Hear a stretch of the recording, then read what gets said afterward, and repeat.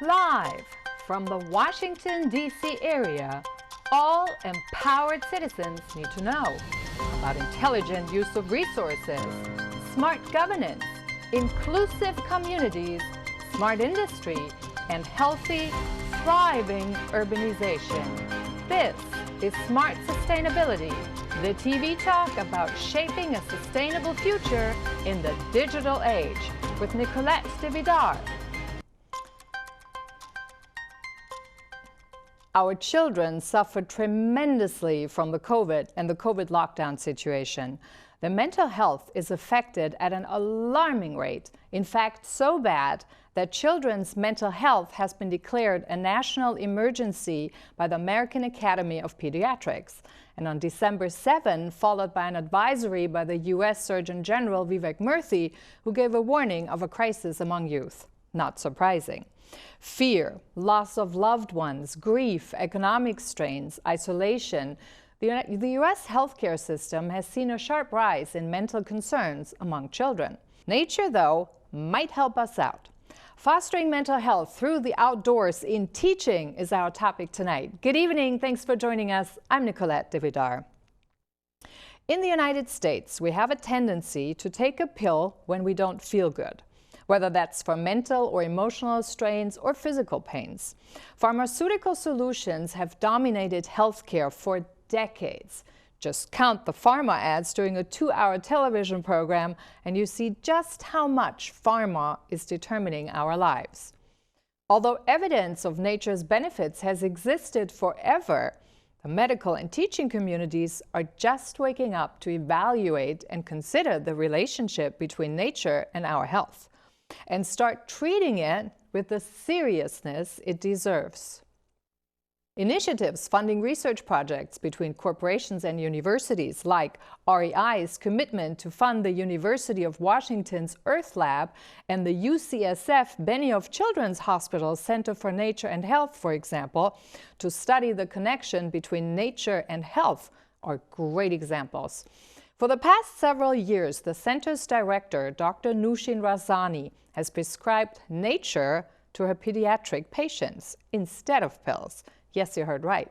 Instead of prescribing pills, she prescribes spending time outside. Access to nature is a health equity issue, says Dr. Razzani in an article published by the Student Conservation Association, the SCA. This is about opportunities to connect with nature and ourselves, a great opportunity to heal, the doctor concluded. Other countries have been doing this for decades, such as Japan, where people go to the forests to bathe among trees, with significant effects on health, decrease of anxieties, leveling of the heart rate, or in Europe, where people go for weeks at times to bathe in the woods. Sweden has done a study where people who spend 72 hours directly in nature showed the positive effects to de-stress and strengthen your health, even clinically. Nature is used to treat veterans with PTSD here in America, too. A project that was conducted by a 3-tour Iraq War veteran, Josh Brandon, revealed just how helpful the link to nature is. He founded the Hound Summit Team, a nonprofit with a goal to provide mountaineering recreation opportunities to help the 11 to 20% of veterans suffering from PTSD, to build confidence, physical stamina, and leadership skills. He noticed after several years that participants in the program developed trust in one another and built social relationships that extended into people's personal lives.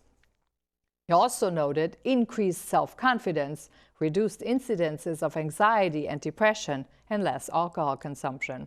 There are a number of studies that back that, from the University of Washington College of the Environment to studies in other countries. So the question comes up, if nature has such a tremendous effect on our health, mental health particularly, why not use it in our teaching methodologies to help our children come out of this mental hole they've been put in?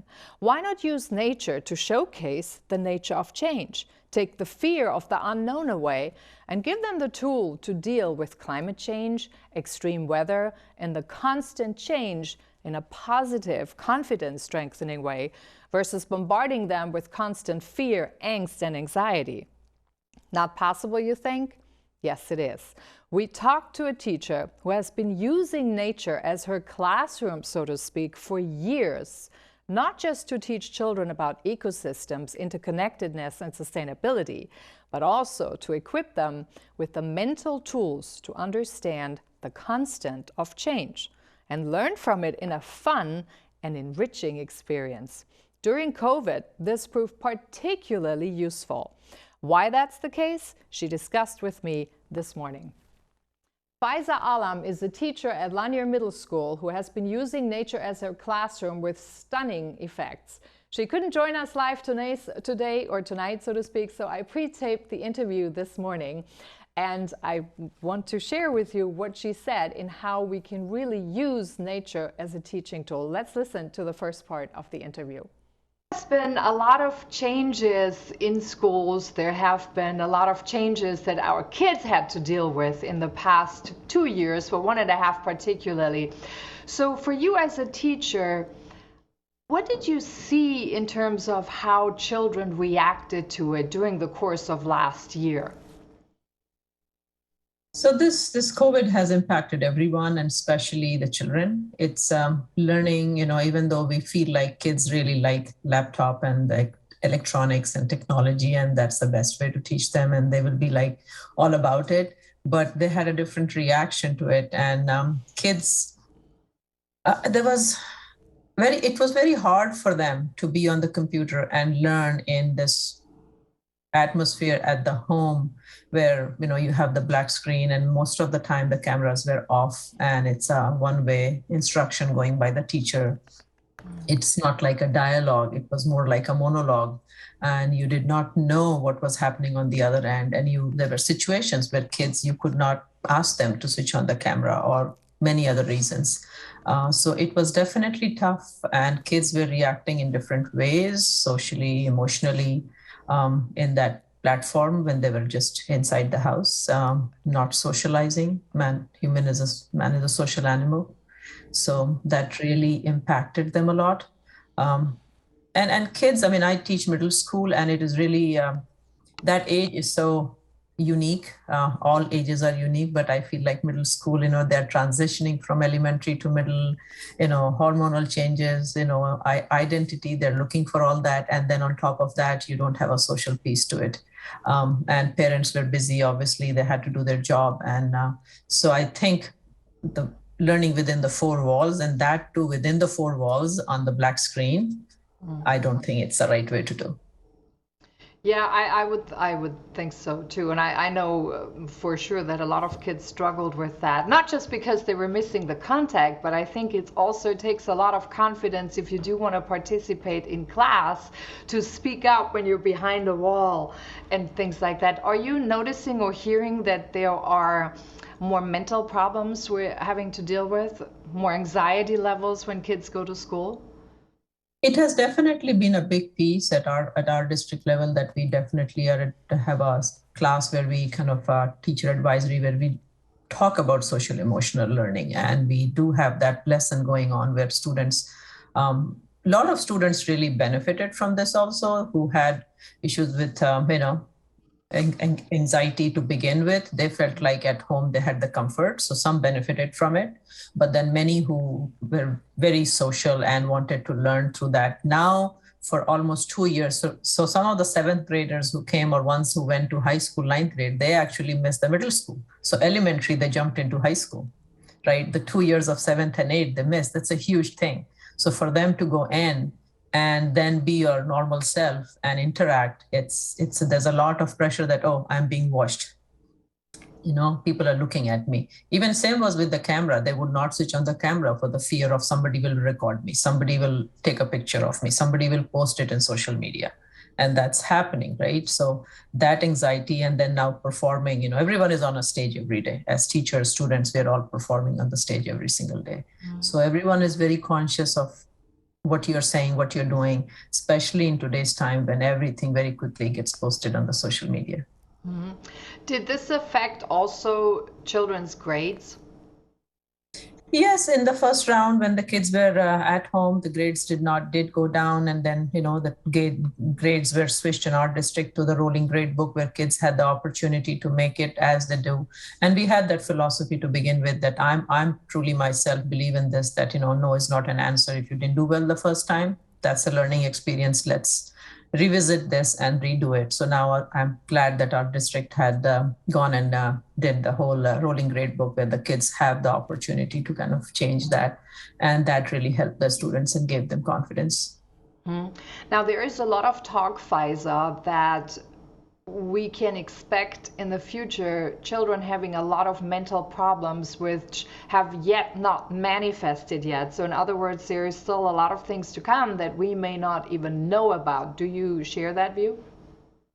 It's no, children show things in different ways. I think you have a illness and the symptoms are totally different, right? You have a stomach illness and it may show as a headache or may show as a back pain, right? So when children have anxiety or something else, they're not going to show as sadness. They might reflect in some other behavior. And recently we have seen the behavior really being, students are trying to get attention. I'm sure you have heard about the TikTok, what's going on with vandalism and different other things going on with students. So students are trying to find identity in different ways just to overcome their anxiety and what's going within them. And I think it will be because students have now, the whole learning platform has changed for sure. There's no doubt about it. I'm trying to go back to the hands-on, and V-Science kind of naturally does it for me. But I'm also my big passion about learning in the environment is kind of helps me a lot. But mostly the learning has gone on Schoology or Google Classroom or wherever it is. And people have gone away from paper and pencil and drawing and gone into technology more. There are no textbooks as much, right? Everything is online. So screen time is increasing a lot.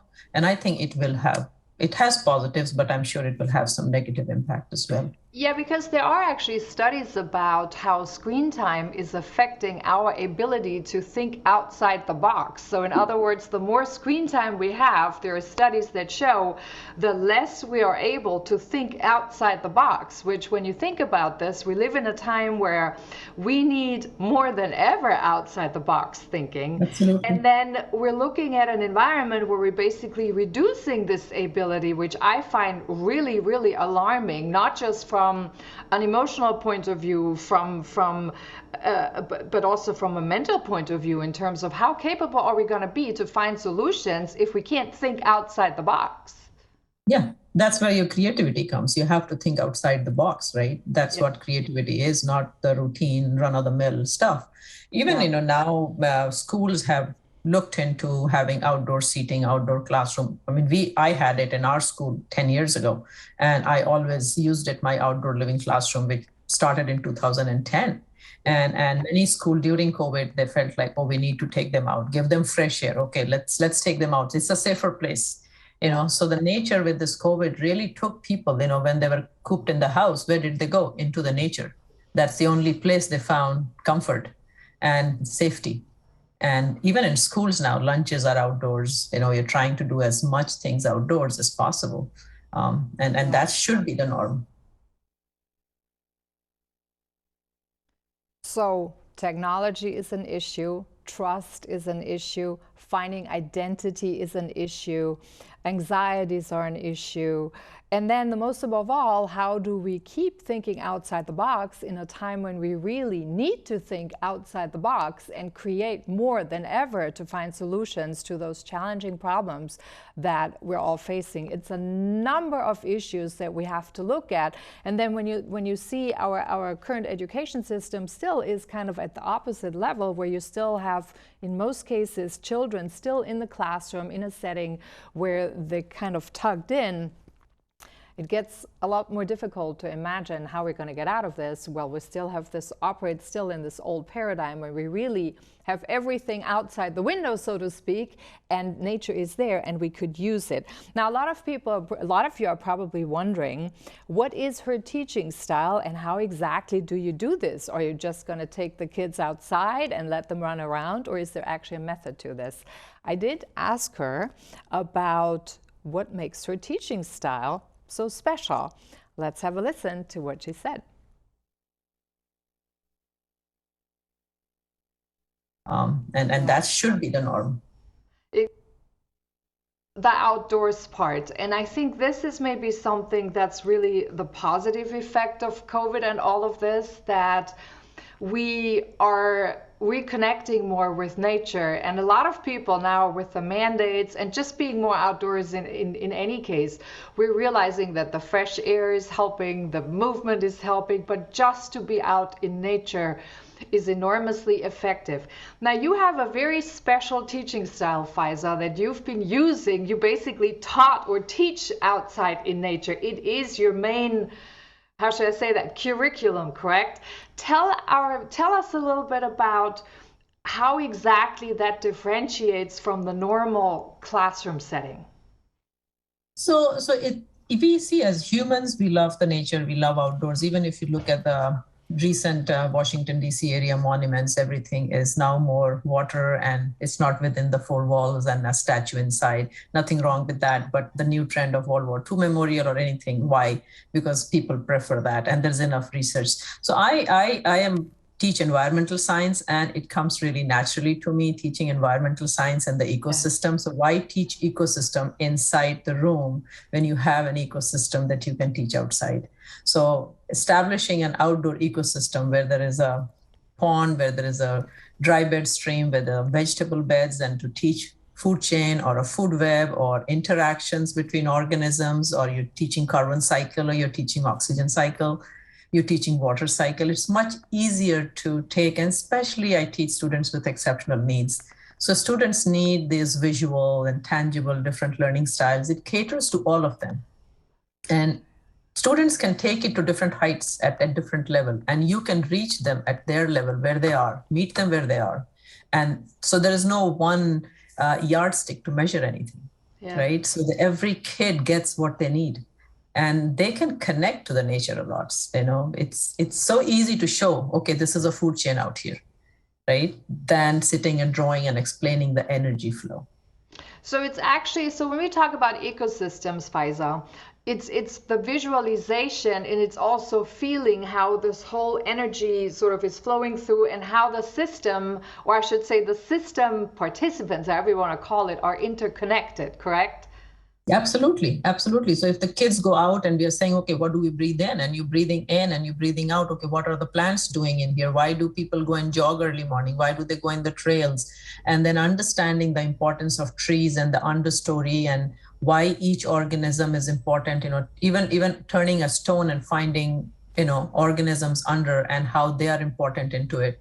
And also it's really important when you are in the nature and you have an anxiety. You talked about anxiety. When you have an anxiety and you go sit outside, right? You sit in the nature, your own thoughts, you kind of close that door, and you're now looking in the outdoors, and you're seeing the bird, you're seeing a bird may fly from one tree to the other, you're seeing a butterfly, you see, all those natural things that overcomes your anxiety a little bit. It's a calming effect. It's a huge calming effect. Yeah, I totally agree with you. Now, when I think back when I was a kid and we had this classic in school all day sitting, and you had to sit proper and you couldn't move your hands, and my God, you were never allowed to look outside the window to kind of watch a bird fly away, because otherwise they would say you're daydreaming, or you're not focusing, or now very often later on they would call those kids had ADHD, for example, when they were looking outside the window, which I think if you're really honest about it, most of us probably did at the time. I know I did an awful lot of it.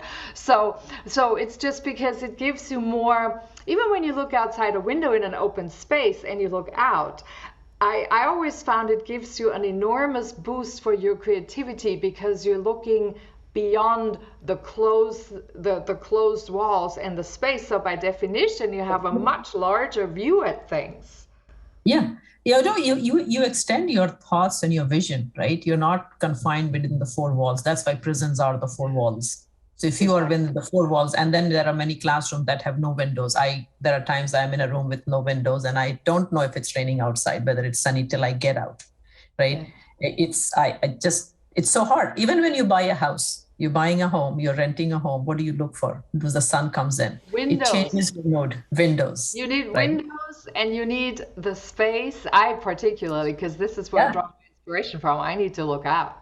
Yeah. The first thing in the morning you enjoy, like right now I am in this Yes. room and I can overlook the Yes, window and I it's can see literally the. where the mind is extending and expanding Yes. to, and I think that makes a big difference. I want to talk a little bit more about, just to make it clear for viewers, how exactly your teaching goes. So can you give us an example of a classroom setting when you take the kids outside during this time now, particularly? How would you work with them? How does that work?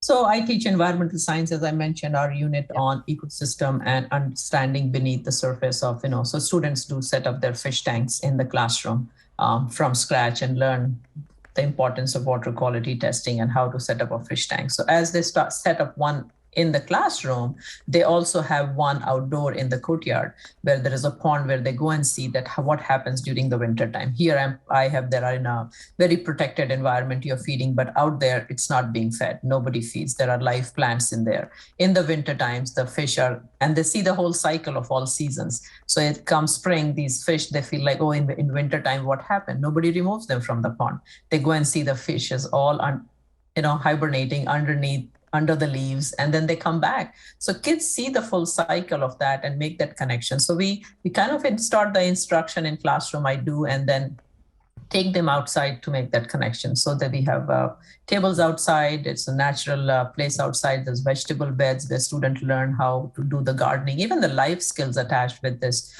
And this kind of blends very naturally into sustainability, where we talk about why growing locally is important. And then I teach them how to grow something in spring, in winter, in summer, also teaching that in winter also you can do gardening. So these kids then learn how to establish a garden and then take the produce home and then enjoy that. And so then very early on, I'm inculcating this habit of be outdoors, be green, grow your own, eat healthy, connect to the nature, why tree is important. And then it brings very nicely into our eco footprint.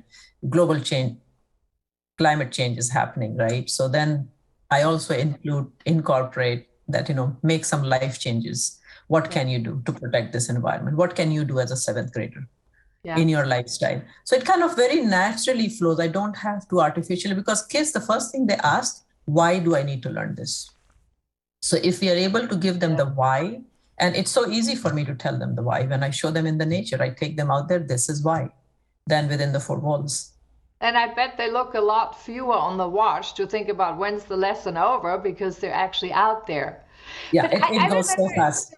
you also use, though, the outdoors even during the time of the restrictions, right? So you actually leveraged your online classes, as I Yes. recall, and you would ask children to go outside in their home if they have a garden or a balcony or something to do something there, correct? Absolutely. Absolutely. So So you've we always had incorporated that piece, and it's yes, even in doable. pandemic, yes, we had a nature walk. So kids had to go and see was teaching seasonal changes and how environment reacts to the seasons and the different organisms, right? So they had to go out, do their own nature walk and come back and tell me what gives you the evidence that it is spring now. So they had to take a video of the squirrel. They had to see some vines. They had to see these lilies coming out. They had to see the daffodils or whatever. While I also did mine, and we all shared our own.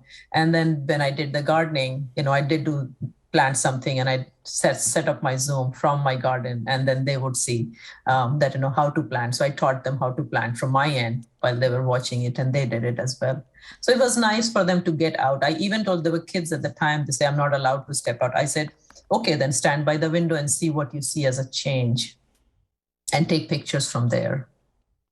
Okay, so let's talk a little bit about all those, because you're talking about all the most important things that kids need to learn. So we learn about when you make them look for change. So there is, I would think, probably a very natural tendency to see change as something positive and not necessarily as something negative. Correct? Because they Absolutely. start learning that change is part of a cycle. So every life cycle lives on changes. Absolutely. Absolutely. And this change of going outdoors, I think COVID has pushed people to be outdoors. Now lunches are more outdoors, and classroom teachers are taking, even during the block schedule of 90 minutes, it's built in that please take outdoor breaks. Students need outdoor breaks. They need mask break, outdoor fresh air, right? Because the scientific facts have proven that is needed. And it's an easy change. It's a mindset. I think it's in a mindset. If we take them outside, I have done many projects in the past where kids have built the bioretention cell or to stop runoff while I was teaching watershed. And those kids still come back. They are now in the workforce. They've finished college and they come back and they remember these projects and they say, "Oh my gosh, that was so good." So this is the learning experience that if you give them, they will take it and keep it for the rest of their life. Yeah, so they feel more comfortable with change. I would think, well, let me ask you this way.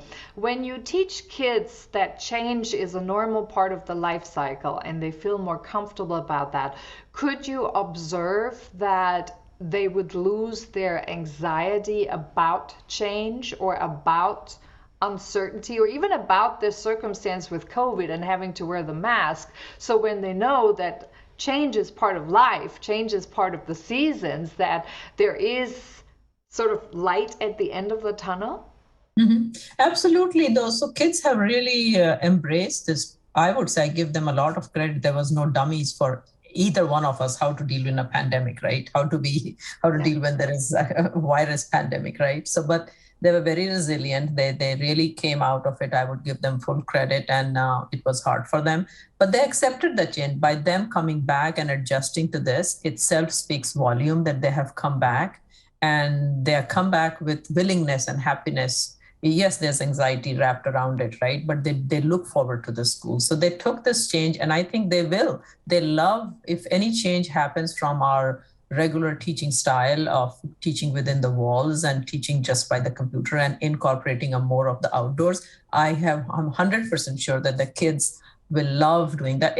Take gym. If you're playing soccer in gym versus playing soccer outdoors, it's a no-brainer. Kids will pick soccer outdoors than in the gym, right? So we need to have that same philosophy where they take the learning, connect it to the real world. It is so important whether you're teaching math, English, history, science, we have to connect. Even in history, we take them to the monuments, we take them to the site of Civil War, or take them to Europe, wherever you want to give them that connection.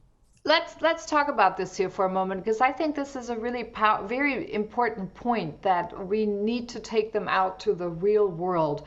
Why or how would you explain to some people in the education world that I think it's fair to say there are still some that would prefer a classroom setting? So why do you think it's so essential to take kids out to the real world, so to say, if you know the way you said it?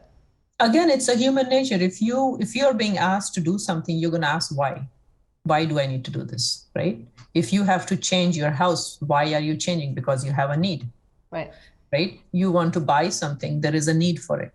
The kids also need to know, why am I learning this? Where am I going to apply this? If we are early on telling them this is how you apply, so teaching the content through an application, through the real world application, and teaching them how to do that, and you teach math, English through that process, then they have a meaning to that learning. Otherwise, especially this generation, they need to know the whys. We also ask questions, but I guess my generation asked less whys from our parents. It was taken for granted.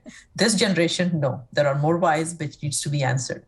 And the best way to answer why is show them the real world, make the connection to the real world, and it will be an aha moment. That's why in high schools and other places, academies are very powerful, where they have a lot of different academies to learn about a skill set and make that connection to that skill, whether it's carpentry, whether it's a body shop, whether it's anything else. And you find more motivation and more interest and more ownership of that learning because you buy into it.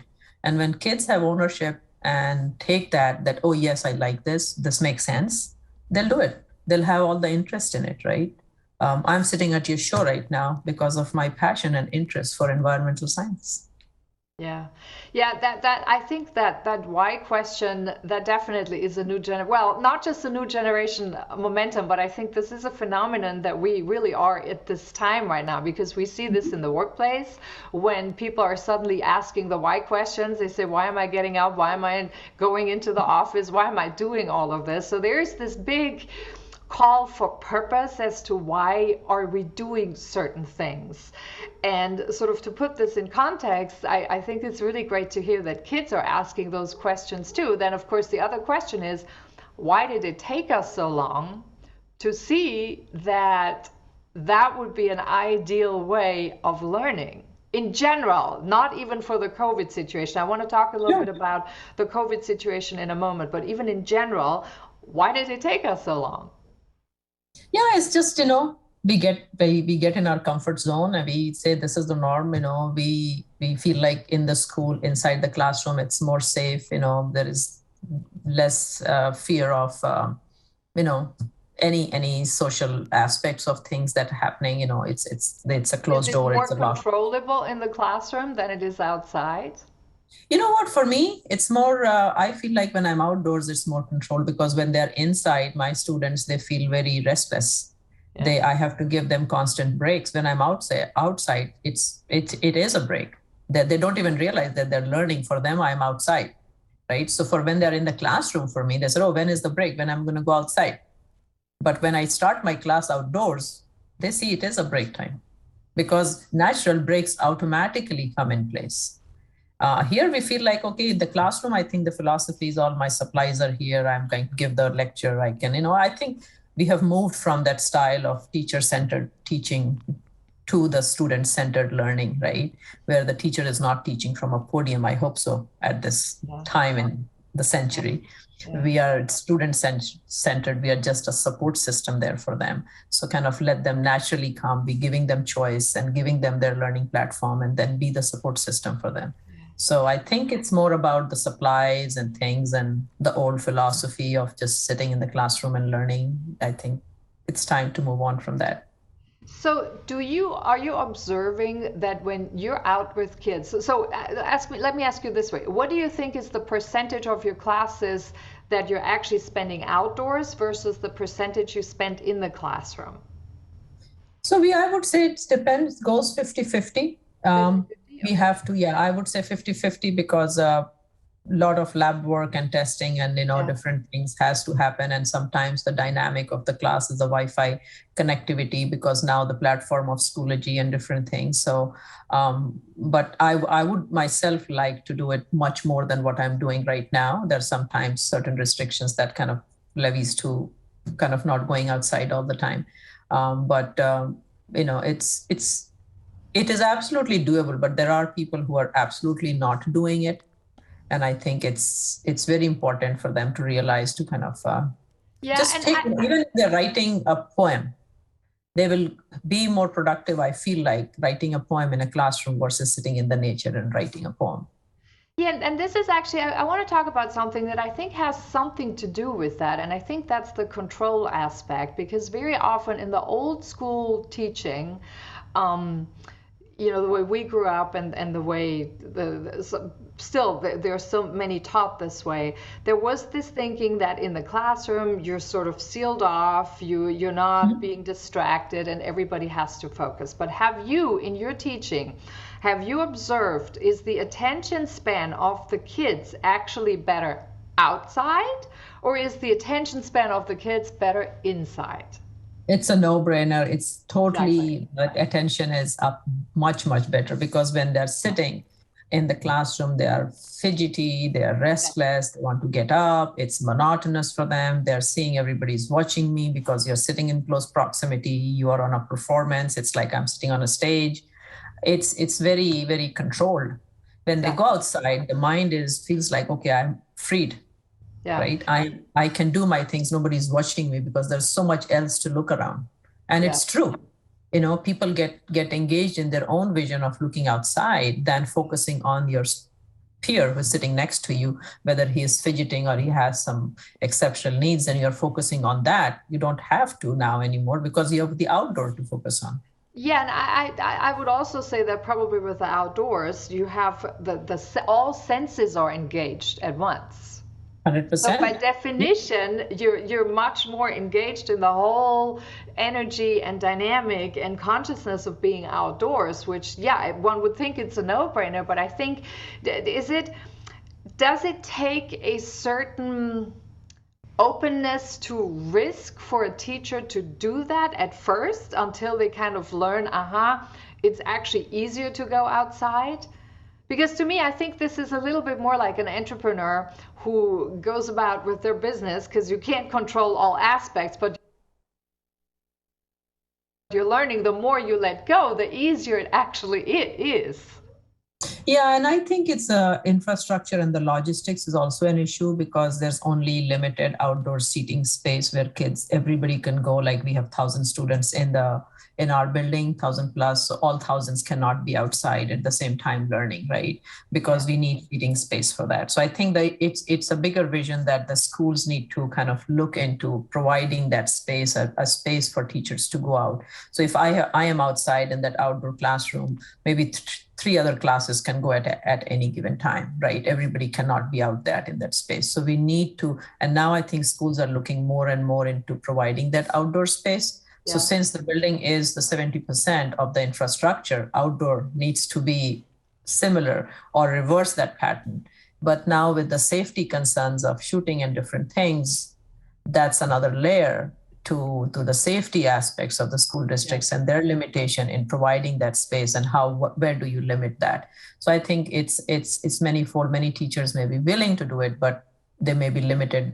Where do I take them? I can't take them on the grass every time and sit down and do the work on the grass when they have to draw something on the poster or something else. So those limitations are also coming in play. So I think it's a multiple fold. I would say. And in city schools, this is probably much more, this is a much larger concern because you just don't have the space as it is in more rural settings. Right. Yeah. So let's. What better way of learning about an ecosystem than actually being in an ecosystem and watching an ecosystem than just thinking about it in a theoretical way? So we talked a little bit about what teachers observe in regards to the mental health of our kids in schools. We talked a little bit about what are the issues we're all facing. We talked about what can be an alternative teaching style, as we've just heard from Faiza. And there's a little bit more to explore, so we are going to take a quick break, and when we come back, we want to explore a little bit why we should use nature as a tool for teaching in the first place, and why it's possibly a way out of the mess we got our kids in. After the break. Because of you, I felt hopeless. Because you said rude things about my work, I started to question my own voice. I know it was a joke, but it still hurt me. Because of your negative comments online, I've almost quit doing the one thing that makes me happiest in life. Because you shared something about me that was private, I felt embarrassed. Because you said hi to me on the first day of school, I felt included and I knew that I was going to be okay. Because of you sharing your story with me, I feel comfortable sharing my own. Because you were there when I was coming out, you helped me regain my confidence. I'm still here today because of you.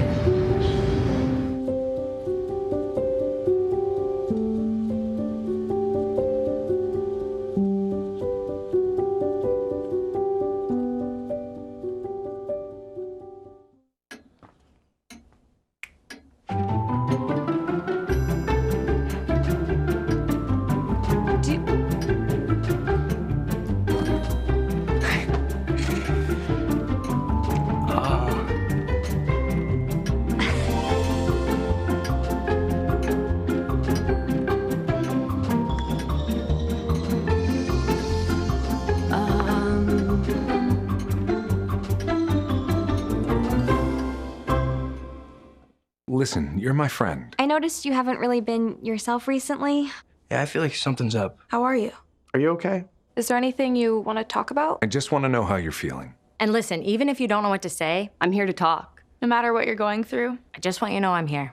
I've got your back. When you want to talk, I'm here.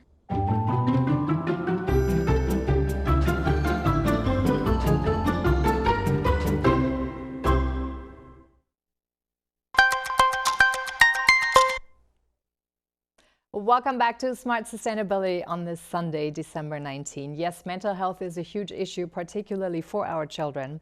So we discovered a little bit in the first half of the program what the issues are. We talked a little bit about alternative teaching methodologies that might help us get out of this. And now we want to explore a little bit why we should use nature as the best teacher probably out there in the first way, and what we can learn from that. I talked to Faiza Alam. She is a teacher at Lanier Middle School. Let's hear what she had to say about how we can utilize nature and why we should use nature, what all the positive effects are on our kids as a possible way out. For a moment, in terms of why we should use nature as actually a teaching tool. We talked a little bit about that. It's a sensual learning. It engages all the senses when you're out. We talked about getting more comfortable with change by watching nature and seeing that change is a normal thing and we're not afraid. Now, I've noticed that we seem to have, with all the sensationalist news and the climate disasters that you're hearing about and things like that, I am seeing a trend or a tendency that I've actually watched over the past few years, particularly, where people are getting more and more afraid of nature and thus see nature more as an enemy versus a friend. And it seems to me that we are at a point where we better get this curve quickly so we actually understand that we are part of nature, and it's essential for us, for our life, for understanding, for dealing with change and uncertainty and all these things. When you teach this way, can you noticeably see that children have a different attitude towards bad weather, towards stronger or more extreme climates, or they are less afraid of it than you see others that don't have that? So students really enjoy being outside, right? As I mentioned, and even with the recent tornado that came at Kentucky, and we were talking about that with the students, and in wintertime, we never had that happen before. Why is it happening? And again, as I said, it's easy for me to connect that because that's my content that I teach. Climate change, I talk about environment. And kids really saw that when pandemic happened, the nature did not need us. We needed the nature. So that was very clear to kids that they were thriving. The animals were thriving. The nature was thriving. The air quality was much better because humans were inside automatically, right? So they realized, and we were the ones who were desperately needing the nature to go in the trails. That's where we found comfort. That's where we found pleasure. That's where we found safety. So they have absolutely got that nature is important. And my students, they really talk about that we are cutting so many trees and, why are we doing it? It's not important. And I am just trying to tell them that you need to be the advocate for this. And my students have written to the congressman. They have talked about banning plastic. They have talked about how we should, protect the Chesapeake Bay by not polluting the storm drains and doing car washes and small things like that. So kids, I don't think they're fearful of the nature. They do see it coming. They are understanding. And I think as an adult, it's our job to tell them why is it happening. So they're looking into why the glaciers are melting, what is happening out there. So yes, they are fearful that this is happening. It could be us tomorrow, God forbid, but it is happening. So what can we do? What is the human footprint? What is happening? How can we be better? And I think at this point, and I tell them, I said, you are the ambassador for this. This is your future. I tell them very honestly, I said, hey, my life is more or less done. You guys this is your music. You want a good music to play or not? You need to take charge of it. And they do. At 7th grade level itself, I can speak for that. They are very passionate about these things and they really understand. And I think as adults, we need to give them, again, this opportunity to connect to the real world and show them why these things, this is bad. What can you do? So if we start at early on like this, they're not fearful of this. Why would they be fearful? They will better understand the consequences of human behavior, right? And then they will take better actions and they will be more vocal about it. And I want them to be more vocal about it.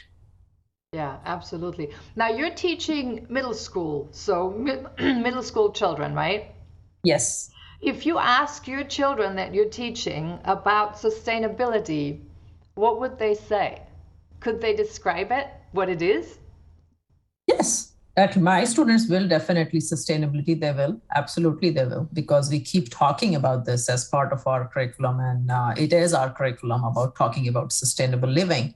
And recently, just last week before the holidays, they all completed their own ecological calculator footprint of how much water they consume, how much clothes they use, how much food they waste, how much meat they eat, transportation and everything. And now they had, according to their calculator, they were using 3.2 or 7.5 Earths. I said, if everybody lived like you, there will not be enough space for everyone to live. There's only one Earth. So they all have come down, and their goal is now they all made a goal for next year. What is going to be, how are they going to reduce, whether it's taking short showers, banning this, or using less shopping of things that you don't need.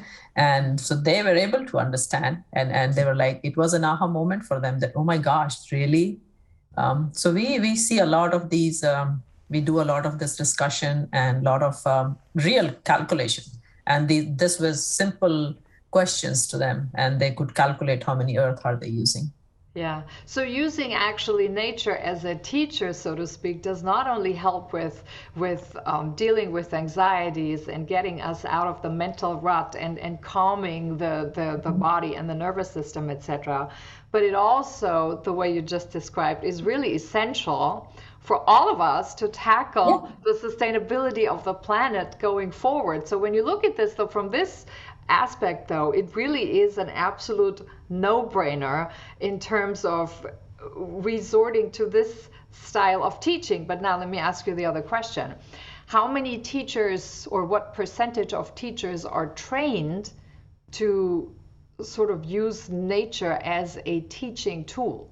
I mean, you obviously come from an environmental science background, but for other areas, for example, is that easily relatable? No, there has to be more opportunity for teachers to see how the curriculum development has to be around that, because the curriculum is designed by the district. I teach in a public school system. And again, different school systems across America are very different. It's not the level playing field, right? We all know that. And to kind of having that professional development for the teachers and providing them a curriculum that has the legs of environmental and sustainability embedded into it, right? That's what it's standing upon. Then only it will be. You can just ask the teacher to kind of plan a new lesson altogether on this. Then, okay, some teachers may be willing to do that, but where is the infrastructure for that? Do we have the space for that? Has the district or the school provided that outdoor space enough for all the teachers to go outside? Yeah. So teachers may be willing to, but I think it encompasses a bigger picture of bigger philosophy and bigger thinking that, we need to provide that, and we need to wrap our curriculum design around it. And we're not there yet. So the curriculum design is basically not, this has not gone mainstream yet. Let me put it this way. Yeah, absolutely, it hasn't. Yeah, it has to go mainstream, because particularly now, when you look at all the mental issues that we're facing with kids, I think it's really, really important. So we have the mental parts, we have the sustainability needs that the planet needs, that we need. We have the dealing in an ever-changing environment. I mean, it's been changing before, but I think now it's just because it's also interconnected. We're dealing with it much more than we had before. Right, and even more so now because kids are all so glued to electronics, right? That is another reason to take them out of that four walls, because there's laptop now for school, for work. They have their phones, then they have their video games. The social media the kids are immature right now doing stuff on the social media. Again, the four walls is like, so sports need to be at every school level, needs to be more engaging and in the after school, so that kids go and play sports and come back. So this electronics, I think, has really, I would say, for the younger generation, done more bad than good. Oh yeah, and I think there are plenty of studies that actually show that. I mean, recently, just see what's happening with TikTok. Kids are vandalizing bathrooms, they're doing stuff, posting, getting in trouble by posting things that they're immature. And I know they're being middle schoolers doing these things. Their brain is not wired yet. There is enough science to say that. And they're doing it at the moment of, which they will repent later. And who has enabled that? The adults in their life. We, the adults, have enabled that. And I think it's a bigger society issue that, enabling and giving them this device, this tool. Is it really a tool that is benefiting them, or is it a tool that is really taking away their learning? Oh, I would agree. I think we're learning more and more that it's actually a tool that's much more exploiting. But there is a push on the other side that kind of looks at how can we actually utilize technology and also media for that purpose for good versus exploiting the people who are there and their data and their privacy, you know, for profit and for gain. Yeah, it's a marketing. It is marketing, and marketing that's it's actually a big part of the problem, which in sustainability doesn't really have a place. Again, when you look into that, this is not that you're sustainable. This, you know, I think this generation, we will, I don't know if I'll live to see later. I think there's going to be a huge impact on their vision and eyesight. I think it's going to be a complete reverse in terms of how we're living now, because there's so many things that are completely... It's not sustainable. This lifestyle is just not sustainable with being cooped up in the house, in the basement, with electronics, just a device. It's asking for going into deep depression. Exactly. Kids, it's a human nature. A man is a social animal. You let them be social. And it's reversed, that we are doing less of outdoors. We are all cooped up into our television, our social media, our laptops, and we don't even know how to engage. You put two kids together and they don't even know how to start a conversation if they're not buddies or neighbors. I mean, come on. I know. Even with adults. Yes. Soon, you know, sometimes you think that people are losing the ability to speak the language. Speak the language, yes. Yes, the conversation skills. The writing skills. Everything. Writing is in sound bites. Conversations are in sound bites. There's no depth to things. But then on the other hand, when we look at sustainability, when we look at a nonlinear world, this is all about complexity. Complexity you cannot answer in sound bites. You cannot find solutions to in sound bites because it's complex. It's complex. Yeah, exactly. When you're doing experimental design in science, you know, you have to be more data driven and more methodological, you know, and follow the process. And it's very hard. It's like one minute here, 1 minute here, there. There's less stability and because you need to know how to connect the data points and how to actually put meaning into that, which is another part. So we talked about all the advantages that nature had, well, a lot of them, but there's still a lot more in terms of calming the senses, in terms of regulating the nervous system, in terms of your whole health and well-being that comes from just the oxygen. We mentioned a little bit of it. We talked a little bit about the interconnectedness. So students learn how the why systems, well, they actually even learn what an ecosystem is, because there's a lot of talk about ecosystems, Faiza, but when you really ask people what's an ecosystem, very few could answer that. Absolutely. And you know, kids knowing that the ecosystem is the interaction of living with the non-livings in the environment, in the given environment, that you do need the non-living. You do need the living needs the non-living. So, you know, understanding even that you don't just need the trees, you need to keep the water, and the water is the non-living part, and how to keep that clean and how you're dependent on that, how that is only limited percentage on this earth. So all that connectivity of understanding the ecosystem and the pillars of the ecosystem and why is it important, as you're saying. And then obviously learning anything for a purpose. There has to be a purpose. If there is no purpose, the learning is not going to be durable. It's not going to be engraved in you. It's not going to be what you believe in. So if you connect real world application into the learning, then that's a aha moment for the students. Then they have a voice, they have a choice, and they are able to kind of take ownership of that. And once you got that, if my students take away from me that they need to live more sustainable, they need to change their habits, I think I have done justice to this world and my profession. Yeah, I would totally agree. Now, you mentioned something that I want to dig in for a moment here. And we're almost out of time, but I do want to dig in one important part. You said they learn about living, all things living. And I think that's the major difference between using nature as a teacher versus just sitting inside a classroom and looking at things from a theoretical point of view. Because when you look at it, when we just talk about a system, like a computer system or something, there's a very mechanistic connotation to it. But a living organism is different in that sense, because in everything that's a living organism, change is the main thing. It constant. Has to change to live. Yeah, change is constant. This coronavirus has to change to survive. It has to mutate if it has to survive. So, but that also looks then at, as when we look at society, you know, we talk about sometimes society is a system, but actually that's not correct, because society is a living organism. And once we see society as a living organism, we see that the change is the natural part that sort of makes it alive, and that everyone contributes. By contributing to it, no matter what you do, you automatically affect some sort of change. Yeah, change is a natural phenomena. It has to happen. It has to happen. You know, we are who we make this society. Humans are, and all the organisms make it. And organisms by nature change. They have to change. And you know, we have to learn that we have to take the change and see the change. If the change was good, does it need another change? And need to kind of take it in the direction that it needs to, and be willing to change. Exactly.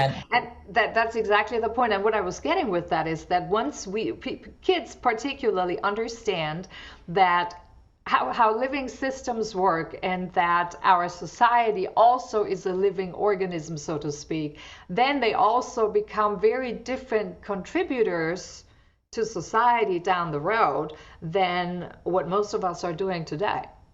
Because then they know they're active participants, they're active doers, they're change makers.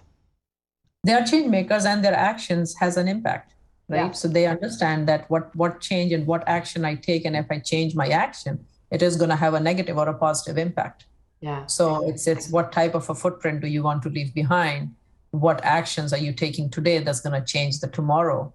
And change is going to happen. Change is constant. It has happened through civilizations. It's going to happen again. And I think we humans, we have the biggest power in all the organisms that exist in this nature to take this change towards the betterment of the planet Earth. Yeah. Now, taking this change towards the betterment of planet Earth, those are big words, and I think we're all right in the middle of this. So of course the next logical question is, so if nature provides all those benefits, then what actually stands in the way? Faiza did talk a little bit about we need a change in our teaching philosophies. We need, of course, also a change in the curriculum planning and in the infrastructure so that the schools can provide an adequate outdoor space in a safe environment where kids actually can go out and learn from that. We also talked a lot more about having ownership of learning. So let me ask you at home. So when we ask our kids to take ownership of their learning, are we as parents also equally taking ownership of what our kids are learning? Because I think there's also an opportunity for us. So if you're in a position and you have kids in school and you're wondering what's the way out, I hope we inspired you a little bit this evening with some alternative teaching methodologies, and don't be shy about it. Perhaps you can bring it up in your school where your kid is going to school and actually talk about it with the teachers and the dean and the professors there.